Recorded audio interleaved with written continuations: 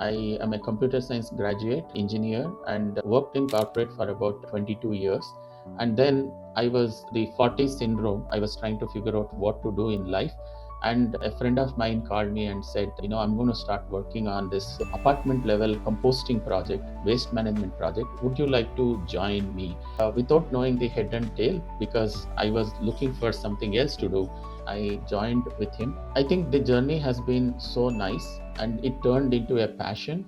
And one of my guru says, we are happy that we found garbage and garbage found us.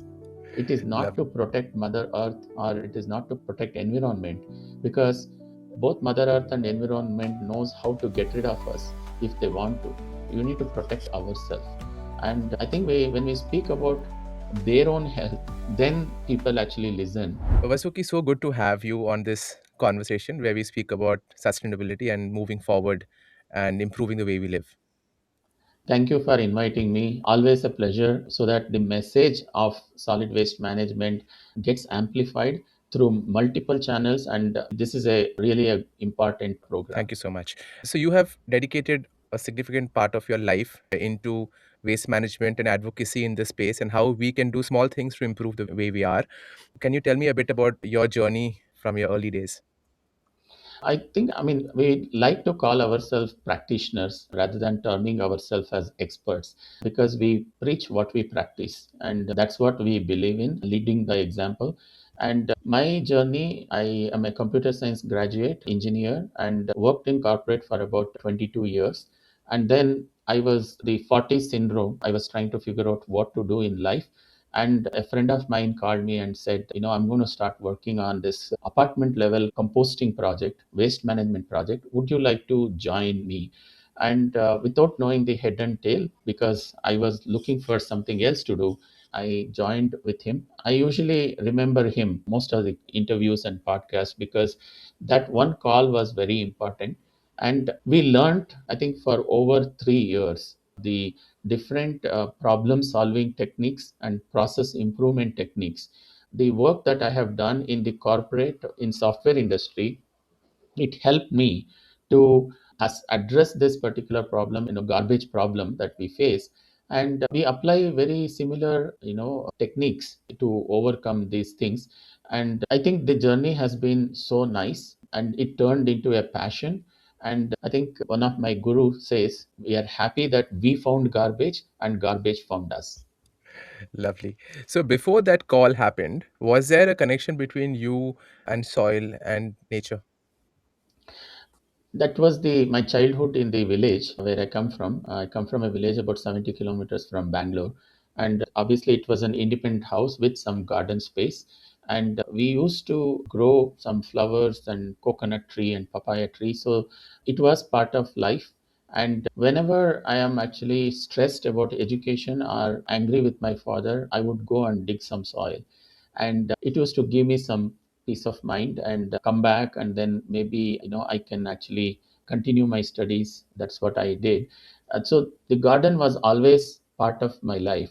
But I moved to United States and lived in apartments and did not have so much of space, and also busy in building a career. When we returned back for good to Bangalore, we started building a house, and there was an important decision to make. Between me and my wife, we wanted to allocate some space for the garden. And there is always actually it's a struggle, because we would like to have a bigger room, bigger living room, bigger dining area. Then no, we still need a garden, because that was what we dreamed about, and let's allocate. And also, I was following Rani Murthy. Warm Rani is her Instagram handle, and she used to be in Uta from your Tota. In Kannada, it means meal from your garden. It's a very popular terrace gardening program, and I would really drive and go to meet her, because she was my inspiration. She used to speak about vermicomposting at that time.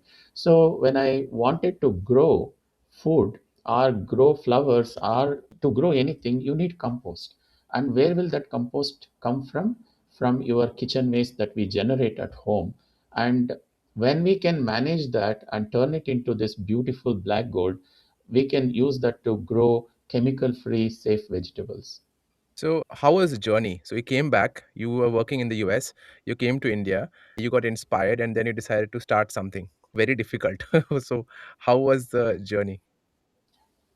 I'm a field person. I think I like to actually do things. So, community composting to convince an apartment complex was a big challenge. And this is like 2014, and not an easy at that time because it was not so, typically done in apartments like the way that it is being done now or heard about. And we had to convince the apartment that it is important to segregate our waste into three categories and let us actually compost within the apartment complex. And we did not know how composting works. That was the interesting part. And then there was already a citizen movement in Bengaluru called Solid Waste Management Roundtable. A set of practitioners were already working. Bangalore has an ecosystem. Bengaluru, it embraces social entrepreneurs, welcomes them, and makes them part of their ecosystem, and then also provides a platform to improve and excel. And so we started off, and it wasn't easy. It was actually, there was a lot of learning, and also I was not a public speaker. I was from software industry. I worked as a delivery manager. Maybe in a huddle room or a classroom I would actually address a set of people, but if you give me a mic I cannot actually speak two or three sentences either, kind of a hesitation. But I think over a period of time we actually start acquiring skills that we did not know that we can deliver.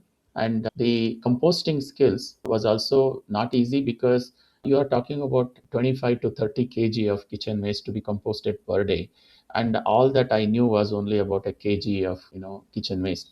Convincing people that it's important to separate the waste was not easy. And but this was a good set of residents, about 40 apartments. We could go from door to door and tell them the reason why we need to do all this is for our own health. It is not to protect Mother Earth, or it is not to protect environment, because both Mother Earth and environment knows how to get rid of us if they want to. We need protection. You need to protect ourselves.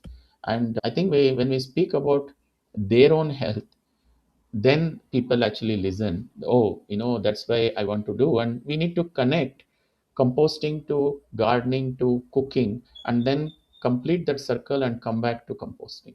That's such an important narrative because moment you start thinking, okay, it is a tree getting cut, which means that nature is getting hurt, and then you shift the lens, saying that okay, your kid will get hurt because the kid will not have oxygen to breathe or food to eat. The lens shifts, and then you start getting a bit more aware and conscious about it. I think that's a very important switch that we need to have in our narrative because Mother Earth will fix herself. We saw that in COVID, correct? So if you stop interfering, they will just take over, right? And there have been cases where they just take over without your intervention, but it is for us that we need to really work hard. But I see you have invested a lot of time and also advocating this through content and using the media extremely well. When did you think that was important? What, or you came in with that strategy to this? No, not at all. During COVID, I think we rediscovered ourselves, many of us. And Vani Murthy, Vamrani, was one who actually became very popular. And then at that time, because we were at home, and we now started looking at how to reach people. And until then, we were kind of physically going from one place to another place in Bengaluru. Whereas during COVID, through social media, and we use the Instagram, Facebook, Twitter, the WhatsApp status, all of them actually I put very similar content. And also we actually learned over a period of time, but Instagram is pretty effective. So when I was actually doing this and I was trying to convince my own family, and then after that trying to convince my community, because I live in a gated community, you can only convince very few people, very few residents within your community. Don't limit yourself, and we shouldn't be breaking our head in trying to convince people who are not open minded, who don't want to. You go beyond, and that beyond was Bengaluru city for us. But during COVID we found social media, and even when now I actually post a reel or a story, there are responses, and somebody in some corner of the world respond and say, I watched your video, I am following you, here is my beautiful black gold, the compost, or I am carrying steel cutleries because I saw your reel. That brings a lot of happiness. That's a huge victory. And do you think that irrespective of follower matrix, people need to embrace the fact that they need to start creating content in this space? Like everybody who can should will that help the movement? Yes, I think we, as part of green skilling, we actually train a set of youth and also people who come to our Kalika Kendra. We have a solid waste management school in HSR layout. One of the things I talk about is social media. And please don't look for making a beautiful reel. From a quality point of view, it should be really good. What matters is the content and then the truthfulness, the truth that you have done it, and it should come out. It may be a very amateur video. People are looking for such content and they will actually get impressed and they will actually come forward. So one of the things is a lot of apartments do composting and they have a large amount of compost. We can call it semi compost, it's not fully mature, but how do you sell it? And how do you actually find people who are interested, whether they are residents, they are actually neighborhood, they could be actually urban farmers and urban gardeners. You can reach out to them through social media. Got it. So when it comes to the work of waste management, okay, its apartment is not is one of the key areas, but there are other areas also that generate waste, right? Wherein we do events and stuff. So I presume you work in that space as well. Yes, I think that was our flagship program called Green Events, Eco Friendly Events. Zero waste events is a buzzword, while we are really a low waste event program.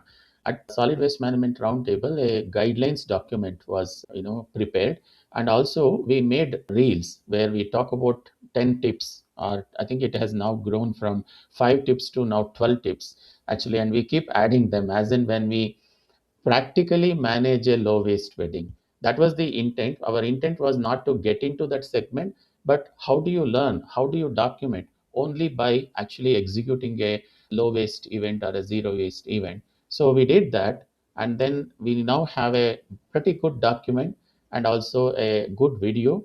And then people reach out to me on Instagram through direct messages or through WhatsApp, and then we actually handhold them over a Google Meet call. Okay, here are the tips, and 70% is in planning and 20% is only during the event and 10% post event that we need to focus on, and we guide them through how to minimize the waste and how to avoid waste from going to the landfill. Right.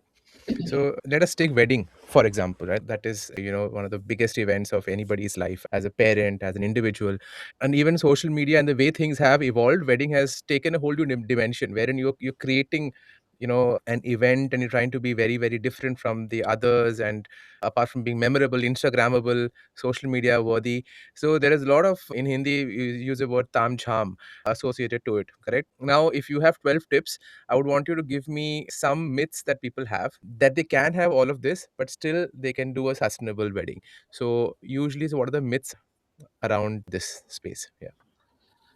I think we make a lot of assumptions, and the assumptions may be stemming from an uncle or an aunt or on the bridegroom side, that it's unhygienic to use a steel tumbler or even a, let's say, polycarbonate tumbler, some other reusable tumblers. It's unhygienic or it is not clean, it is not washed well. We need to overcome that. And I also mentioned to bride, because I receive more calls from the girl, the bride who is getting married compared to the groom, but the grooms are also calling. I tell young people, young couple, take control of your own wedding. While I myself did not take control of my own wedding, actually it was out of control, let's say. But I admit that I wanted it in a certain way, but at that time did not happen. But now I speak about it. Many brides actually call me our bride's mother, because typically in South India, it's considered more of the bride side who spend money. And but it's also changing. 50-50 seems to be the rule for both bride and bridegroom. But when they call me, please don't make that assumption.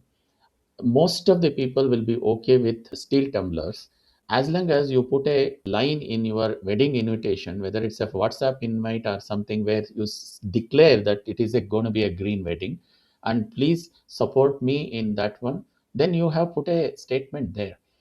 Then finding a good caterer with reusable cutlery is the second important thing. The third one is a decorator. Each of these people will dominate you, saying that I'm going to increase the price if you insist for reusable cutlery. Or it's just not practical because we cannot find people who can wash the cutlery. All these are some things that you can overcome, provided what is the true meaning of the God whom we actually worship during the wedding. Or let's say it is nothing related to divine religious part of it and it is just two people coming together. What is the most important thing? It is actually Mother Earth. And if we are one side we are worshipping the God, and then another way we are actually trashing the same planet, it's not the right way to seek blessings. So I do kind of go into that part depending on the people who are involved. But the true way, good caterer, good decorator, and then a strong belief that this is what I am going to do. And most people will be okay with the steel tumblers and they don't actually, insist for that 150 ml or 300 ml mineral water bottle for that part of it. There are a few more that we actually go along, and end of the day, you are looking for someone else to come and manage the that part of it, and that's where the service component has come into the picture.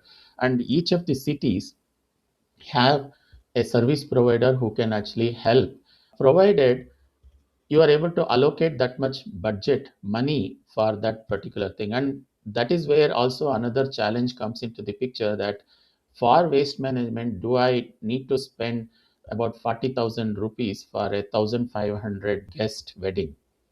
And that is a kind of a ballpark number. And if you can find a service provider, very good. If not, we need to actually start seeking help. This is another area where we find it challenging because of in the outsourcing world, the world of outsourcing, we now like to not trouble any of my relatives, not trouble any of my friends. They all need to come, but there is no work assigned or task assigned. That was not our culture. Our culture was actually engage them, and there is a satisfaction in actually doing some of that work at a friend's wedding or at a relative's wedding. And now there is a hesitation in seeking help. There is also a hesitation in providing help as well because we have become very busy. But if we plan ahead of time, this is possible. That's so beautifully said. And I've personally seen that we try to make in simplify everything, but in including people in the journey makes it much more comforting and a nice and a better journey, honestly. So yeah, there are a lot of active consultants in every major cities. Is that what you have seen in this? Yeah, in Chennai, there are three organizations. There is Namauru Foundation and two more who are doing an amazing work. There is in Hyderabad, there is the Barthan Company. In Guntur, Vijayawada area, we have Earth Sitters is working on that. And in Bangalore, it is Hasirudala Innovations as well as Shishira Eco Solutions. So it's upcoming. We are very, very small, less than 1% or even smaller decimals number of weddings going green. But we are very proud. And I think Better India, the Better India also amplifying the message, and many other groups are actually active on social media. It is helping where people are thinking, oh, this is possible, let me do this. And it need not be 100% perfect. Even if you can actually achieve about 40 to 60%, that's a great achievement. Absolutely. And when you give a number of 40,000 for 1,500, it is less than 40 rupees per person, if I were to look at it that way. Just from pure economics, a number which honestly it's is relatively not a huge number given the amount people spend on food per person. So I think it is very doable. It's just the intent. So it has to come from the bride or the groom, and there should be many more stories of such happy events happening sustainably that needs to, and you know, to make that viral rather than other dance video. I think there has to be a virality around such events that happen. Super. Now coming to waste management, and especially when it comes to, so different cities have dynamics given density, area, etc. Places like Mumbai will not have that much space availability. So if you stay in a smallish apartment, you always feel that, hey, where is my garden? I don't have, ways to dispose waste. So what are the myths? What are the best practices? Can you just sum it up so that people staying in smaller cities can take away and do their small bit, whatever is possible? Yeah. I think there are 100 reasons for not doing composting. And also, a typical statement given is I segregate my waste, but the garbage collector actually is mixing it and then taking it. Why segregate? These are the things we need to overcome. Even though he is actually mixing it, you actually have to do what you should, and it's a law in Karnataka. And I'm not sure about the other states, but three-way segregation is a law, and every citizen should be doing it. And it doesn't matter the age group, grandpa is older or grandpa is richer, our children actually mix, or I actually, my housemaid segregates, my house kid maid actually doesn't listen to me, she mixes everything, she's uneducated, not literate, that's why they mix. All these are not true. It is just an evasive answer that is actually being given. You need to take control of the garbage that you generate, and it should be segregated three-way. Now, after that, the composting, I don't have space is a typical thing. And then also no time and no money, or I want to compost, but my spouse doesn't want to, or spouse wants to compost, but the other one doesn't want to, or if they both want to do, the in-laws don't want to, or parents don't want to. So you can keep coming up with a lot of reasons. But my waste is my responsibility is the reason why we need to be actually doing this. I believe in lot of passive influence. When I mean, I keep doing what I do, particularly in the relatives wedding that I go to. I carry my own cutlery, I keep it around the banana leaf, and I remove all the single use disposables, return it back to the caterer so that he can use it for somebody else. When I do, somebody in some corner would have noticed me, and later on, they don't come and tell me at that time. They'll message me on Instagram and say, I saw you at this wedding and I saw you this, and I am also now carrying my own cutlery. So passive influence, even at home, you keep doing someday, because I think there is a madness in people like us, and there someday actually they will also fall in place. The neighborhood also will get influenced, because I do composting on the street, and I harvest and then I sit on the footpath, and I keep actually separating the earthworms from the compost, and also some things that are not composted yet. That's process. Inadvertent. I mean, many a times kids actually come and ask me, what is that you're going to, what is that you're doing, and then they get excited. Most people want compost for their tulsi plants, and when they ask me for the compost, I tell them you need to bring your kitchen waste in a segregated kitchen waste, add it into my composter, then I will give you compost. I will not give you compost without you adding the kitchen waste. Also, I don't want money, I'm not going to sell you the compost. So there are ways to influence people. And obviously the other one is the social media. I put record the same video and I post it there also. Those are the ways. So there are lots and lots of reasons. I travel, I am only there at home for one week in a month. Can I still compost? Yes. Composting actually, if you add less, it is better anyway. So you are a better candidate to do that kind of a thing. And I think no space, is a thing about Mumbai. We made a video specifically called Jugad composting or Dabba composting. There are people who are composting on their extended windowsill. They keep a 1 liter or a 2 liter dabbas, and in that they take care of just the used coffee powder or tea powder or some puja flowers. They compost it. They don't add everything else, leftover food and all those things. It's very interesting. So, and when once the compost is ready in about 3 weeks, then they sow some methi seeds or some palak seeds. It is all possible only when we take ownership of that particular piece of kitchen waste that we generated. Now, we shouldn't be trying to take care of 100% if we don't want to, but start small, one step at a time, and then you will be able to take care of all the things. Yeah, I think start small, do your bit is something that is coming from this conversation even before and now. As in, do your part, whatever you think you can. And someone somewhere, I think it's a multiplier effect. Great. You spoke about children sitting and watching you, and being curious and wanting to know what you're doing. I just want to take it to school level. Do you see that there are initiatives which are done at a school level where waste management, waste segregation is taught, and how does, or if, how does that impact from a long term point of view? We have lots and lots of visitors from college, school kids and college students to our learning center, because the Swachagraha Kalika Kendra located in HSR layout is a very unique place. It's a park, 1.3-acre park, and we have set up home composting center and community composting center, and also a community garden where we use our own compost to grow chemical free safe vegetables. It's an experiential learning center, and most academic books and also the colleges and schools, they like to bring kids to such an experiential learning center, and we conduct programs.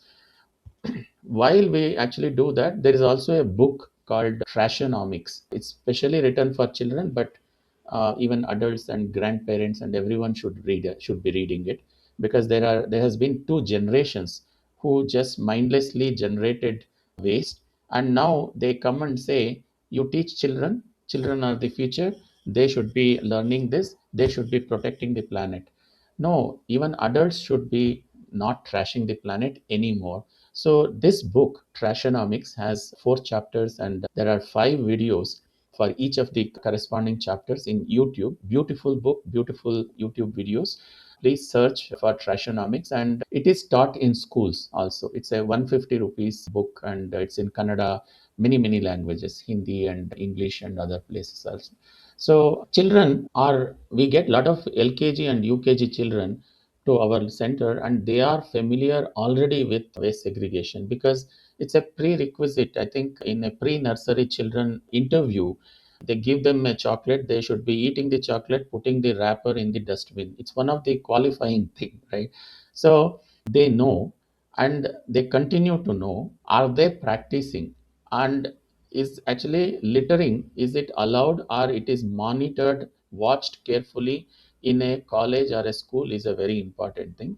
And then there should be a eco club, there should be a green club with a set of professors, teachers, and the management people, the dean and whoever is in the management, as well as students, because students keep moving, and there should be a green club. And it is being done in many colleges and schools in Karnataka, in Bangalore especially, that I know of. And the issue that happens is, after you finish 10th grade and you go to college, or you also complete your education and you become employee of a company, or you start your own, you will be able to afford, a mineral water bottle, you start affording actually food in single use disposal. That is when the change happens. So when we teach children and students and college students, is that please don't change. There is only one mother earth. Right now you are carrying a steel tumbler, continue carrying this same steel tumbler, irrespective of whether you earn 5-digit salary or 6-digit salary, and you be very successful. Yeah. How to still be cool by doing these things and not being cool by doing the other things, which, I think it's actually what happens probably is that you get carried on with the wave. So it's very difficult at times for people to hold their individuality. So it's just about giving the confidence that, hey, it's okay to be, he okay to be that person, right, in the crowd. Right. So, I think while we are in that topic, we also talk to them what is that you can do as a student, because many of them are very hesitant to talk to their professor or a lecturer, and then talk to HOD, and then to the principal. There is a success story. We recently had a groundnut fair in Bangalore. It's very popular, with a 5 lakh footfall over 5 days, and that was made minimum waste fair, and that was actually done by a student who has been doing it for the last 2 years. And his own college is actually, the fair happens in front of his college, and he is able to convince his professor, HOD, and principal and college management to make their annual day. They use steel cutlery. Now he has graduated, but the practice continues. How he is able to go and convince? Because he's very patient and persistent in doing that. He's our superhero. Basically, in Bangalore, we love when youth actually come forward and achieve something of that kind, because there's so much hesitation, academic pressure, and wanting to perform better. In that, this boy is able to actually allocate that time, also motivate many other students in the same college. So this Kadlaikai Parishe, or a groundnut fair, at least about 60% of plastic covers were not used, because we were able to make about 3 lakh paper cover. Paper cover is not actually sustainable completely, I know, but it is a lesser devil, or a little more practical kind of a thing. And that was given, and lots of colleges made paper covers for groundnut fair. So, and also the government and the minister of Karnataka was also, he supported, and then he gave that particular slogan, and he chanted the slogan that gave that was very important. And many vendors bought brown covers, brown paper covers, instead of completely relying on what the citizen movement would provide them. They also brought. That is the positive change, and it all this happened because of a student. Lovely. And whatever you shared actually took me back into my childhood days when I would go to the local shop to buy, say, sugar. They would have these covers which were made out of newspaper. So there was a proper industry of sorts which was just doing this. They would take used newspapers, we would go and give it to them, they'll buy it, then use the used newspaper. They'll also create a base. I think they would use arrowroot as a paste to put it all Yeah. together. And there was no rubber band back then. So I've seen the transition. So there used to be jute threads. Yes. So there used to be this jute thread which they would tie and then tear, and you would, that packaging was 100% sustainable, because it is, they're reusing the newspaper itself, right? And then you're using something which is natural. From there we saw the transition to plastic and then rubber bands, all of that. I'm sure it, because there was a lot of capital going into promote it as well. It was because the need was already getting addressed in a manner, if you look at it. So yeah, I think thank you for bringing back that memory that I have. Do you speak about, I also feel that moderate and mindful consumption, because you spoke about once you earn money, you might go into unsustainable practices. But what do you speak about mindful consumption also? Is that something that comes across in your this thing? Because consumption is linked to waste in a way, right? I work with Dr. Shanti Tumala, is a dentist who has become an environmentalist, and she's a true minimalist as well. And while I am not to that extent minimalist, but the number of things that I buy and those things have drastically reduced right now. The When we have drop boxes, we have actually 6 drop boxes, one for clothes, old clothes. We have a e-waste, books, toys, chappals, and shoes. And then the last one is actually in South India, there's a practice of blouse pieces that they provide. And the cloth one is the largest that we collect, and textile waste is the third largest from the numbers point of view of the amount of waste that we are generating. And there are not many recycling options. There's only one Panipat in Haryana. Otherwise, actually, the recycling is actually not easy. And the mindful buying comes from that box. We and speak in front of that box and then say, please don't give it to the garbage vehicle because it gets dirty, it becomes useless. Please come and drop it off in the drop off location so that it can be thrifted. Pre-loved clothes is an option. And then you also sort white cotton versus colored cotton and in all other colors. And there are textile recovery facilities that are working in Bangalore, where this whatever that we collect in our learning center goes to them, and then it gets segregated. So our pattern of mindful spending, mindful consumption comes from green, the drop boxes, the green events, because we see lots of food being wasted, or lots of single use disposables or decorations being wasted. That it stems from that green events also. And then the third flagship project is green temples. We are operating in about 10 temples in Bangalore and trying to guide and educate devotees to go back to what is true meaning of worship. And the true meaning of worship is not by generating single use disposables, but really praying to God. And there is also lots of money being spent for our own convenience. And even some of the temples actually forget the god and they focus more on devotees convenience, devotees footfall, and that part of it. It's a very very little unfortunate thing. We do get trolled for only targeting Hindu temples, but I am a proud Hindu and I do actually, I am in there, but I have worked at a few church as well as Dargah as well because we believe in flower composting. So the first thing we talk about in any city that's coming forward, any town, is that do you have a list of temples and dargahs and church? And then can, flowers are the easiest to compost. And let's start your journey by having 5 drop boxes in your municipality office or in any other very strategically driven place. And then also, please help us with a list of temples and church and dargah so that you can actually talk about flower composting because it is the quickest and easiest. And what kind of response do you receive? See, I think the first reaction is most people, organizations are waiting for someone else to come and solve their problem, and particularly about the problem of garbage. And then we are only looking at those who want to take ownership of the problem and want to solve because I'm not going to go there and solve your problem.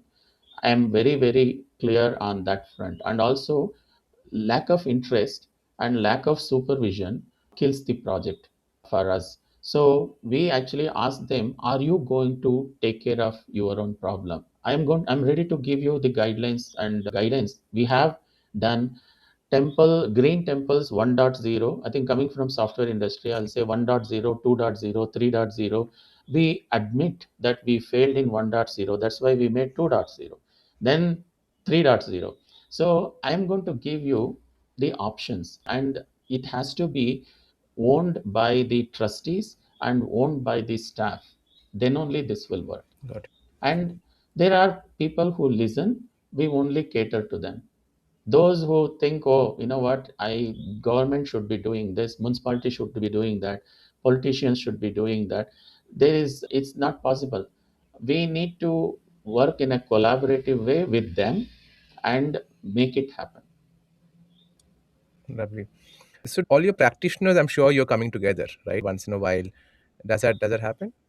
Yes, the Learning Center, Swachagraha Kalika Kendra itself is a collaborative effort of 5 groups. One is the HSR Citizen Forum, it's a citizen group of that Mhm. particular ward. Local group is very important. Second is citywide, that is Solid Waste Management Roundtable. Then we have the garbage contractor because we have a contractor system. And there are many contractors who are not very reciprocative, but this particular contractor is a blessing. And then we have our BBMP Bomanalli zone because they own the land, the park, the horticulture department, and they are actually very skeptical, but that is okay. But they want to work with us. And also the Swachh Bharat, the central government initiative, is it brought the cleanliness to the front. It is a important program as well for them. Then we, the politician, whose support is very important, political will is very important. So all these are coming together, and we are able to sustain. And when people from different wards, different cities, different countries come to our learning center, because this is a sustained effort. Having run this center for last 7 years, they come to hear about and how like-minded people came together in Bengaluru and are able to actually create this citizen movement. People come from different places to study Bangalore model, but many Bangaloreans don't know Bangalore model. They think Bangalore is a garbage city. No, it is also partly, but at the same time, the dumped black spots are driving citizens crazy. It should not be cleared. If you clear it, then they don't care. The citizen group, citizen movement created from the garbage being dumped, it is left there at that black spot for at least 1 or 2 days. It's an important thing. Now, then people wake up. If you keep cleaning it, then they think, okay, the government is creating a landfill somewhere else, and then that is, it's out of sight. I don't need to care about it. Wonderful. Now, you're doing some super work, okay. And I know it at times may feel lonely and difficult, but you having done this for years, it's hats off to you. But if there's one last question that I have is, if there's one thing or one practice that you think anyone who's watching this should implement in their day-to-day life, what should that be? Before that, I would like to say I have learned a lot from, I think, 5 or 6 gurus or 10 gurus. I can keep counting. And the Bangalore's ecosystem of people is very important. Whether it is Vani Murthy or Dr. Shanti Tumala, the microbiologist Dr. Joshi Cherian, it's an amazing work, and it's a collective of set of practitioners who come working together.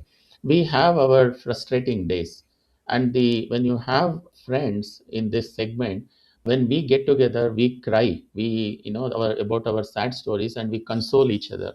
Whereas in front of the people on social media, or even when we deliver speech, we talk about a good picture, a truthful picture, but we have our own frustrating days. So the good thing about like-minded people coming together is that, now, to answer that question, we have to lead by example, and that's possible when we say no to single use disposables. I carry my own cutlery, in most of the places wherever I go, and proudly take it out and use it in front of others. And I never force others to use it, actually. I just keep doing what I do, and somewhere others are actually watching you, and then they are happy to follow. And that impact may be a very tiny small thing in this ocean of big, the great garbage barrier that is floating somewhere, or our Raja Kaluways are filled up with that, our rivers are full, the ocean is full. And also there are people who come and tell me that yours is such a minuscule small thing that you carry your steel tumbler and spoon. I am very proud of the work that I am doing. I really tell people, don't get intimidated by the whole lot of garbage that is around. Just keep doing what you believe in. Yeah, inspiring stories like you is what I think will slowly and steadily change the way we think and the way we act, and gain confidence in ourselves that we can do it. So thank you for everything that you're doing, Vasuki. Really, really Uh, inspirational. Thank you for hosting me today. Lovely.